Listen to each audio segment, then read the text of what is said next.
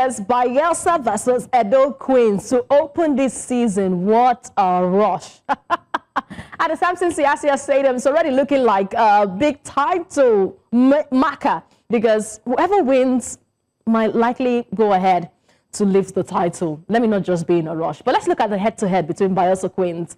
Bayelsa have dominated 4 wins in the last 7 encounters against Edo Queens, while Edo Queens, 1 win has been their lone victory that came in last season's Super 6 against Bayelsa Queens.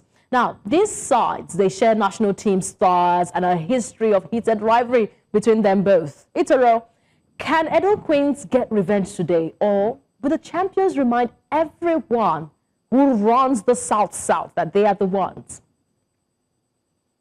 You know, taking a look at the encounter between Bayelsa Queens and Edo Queens, it's quite interesting because, of course, Edo Queens were the league winners in 2023-2024 season, while Bayelsa won, of course, our last season. Taking a look at the head-to-head, of course, we see that Bayelsa Queens has the upper hand. And I think the only defeat that Bayelsa Queens suffered last season came from Edo Queens. So I think Edo might want to pick up on where they left off. And of course, knowing Bayelsa Queens, they would not want to take their foot off the pedal just yet. You know, they're starting at home, and they want to have, take advantage of that home advantage they've got. So it's going to be quite an intense clash. Opening one for Bayelsa Queens. The champions are not going to start it easy because I know they would want to, leave, at the end of the day with 3 points at the end of this encounter. All right, it's a big one to look out for, but let's bring the man who loves everything Imo State. All right, Jidechi, I know that it's a big rivalry. You don't talk South, but you have to talk about this one here because these 2 teams, they're the teams to look out for this season. And looking at what Itoro has said, there's a possibility that we already know who's going to clinch this one. But what do you see ahead of this fixture? I think I disagree with you about who is already going to clinch the fixture. These are very top sides in the Nigeria Women's Football League, former champions also.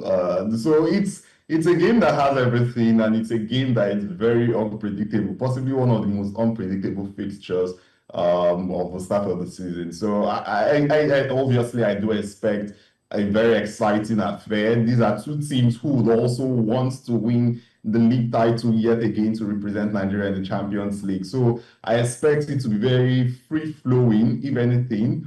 I think that's one very interesting thing with football, the start of football seasons. You see that excitement, that vigor, that eagerness to want to start on the right note, and sometimes, many times even, it's that eagerness that ends up being the undoing of some of these teams. So there's that tendency of us to see that eagerness in these 2 sides to want to start to want to start with a win, and possibly it's going to be just one mistake that might define the game for either of these sides. All right, I'm sure you're forgetting that teams also want to make a statement, and your first game is a good avenue for you to make a statement. Itoro, let's look at the newcomers in this season. We have a few of them, of course, Pacesetters Queens and Ahudianem the Queens. They will be in the league this season. What challenges or opportunities do you see for these newcomers?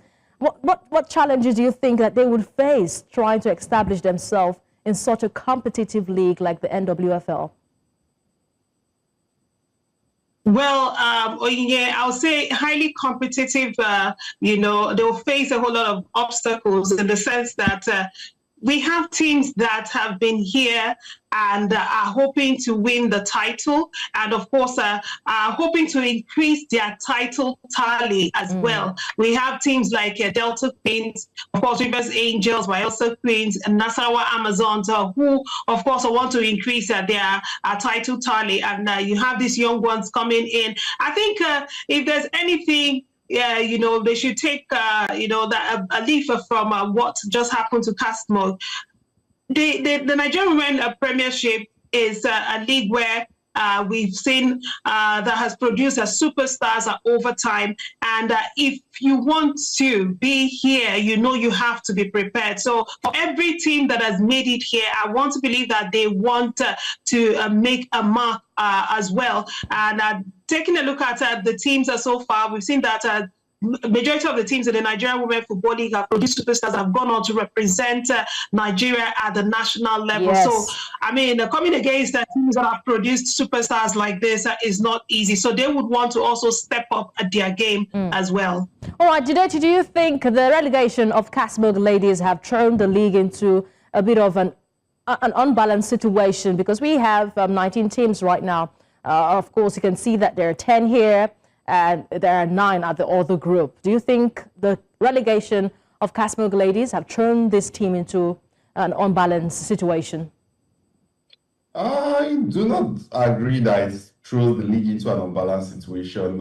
First of all, when we talk about expanding the league, right, you want to also keep a bit of standard there. And I think that's what we see with the ladies that have just been relegated, because you set parameters that for every team, for every promoted team, for every existing team that is going to be playing in the league this season, this is a certain standard that should be met. And we're talking about the Premier League of the Women's Football League in Nigeria. It's the very top, is the very echelon of the women's league. So it shouldn't be where standards are undermined. And I very well do not agree that it really messes things up. It just simply means one person gets an extra rest. Yes, so don't you think that's an imbalanced situation? Itoro, yes, Rivers Angels, he just talked about one team gets an extra rest, and we can see that Rivers Angels will get a bye because Casmog ladies were their first fixture for the season. But right now, due to their failure to meet registration and licensing requirements, they have been relegated. How significant is this administrative issue in the broader context of league management, and how might this affect the competitive balance?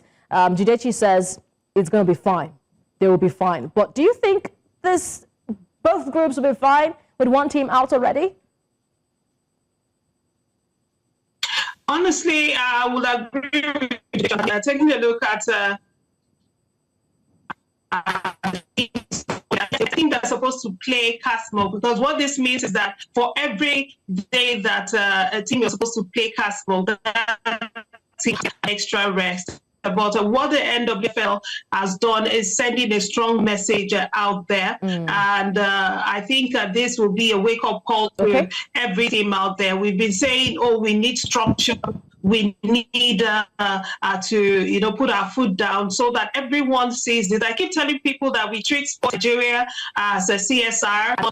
And if you want brands, if you want investors to take you seriously, these are the sort of decisions you need to, make. And of course, stand by it. Let everyone or every team that is coming into the Nigerian Women Football League know that it is not, going to be the way it was before. These changes are very, very necessary. It's also the growth of the Nigerian women's football, if you ask me. And of course, it's not going to cause any disruption at all. What it means is that for every team that was supposed to play Cosmog on the day that they were scheduled to play, they would just have to rest, and that's it. But this, of course, is a wake-up call to every team out there that is hoping, to come through to the Nigerian Women Football League. This is a step in the right direction. Okay, step in the right direction indeed, and it's time to take a step forward on this show. Thank you so much, Itoro Jimmy, for joining us on the show,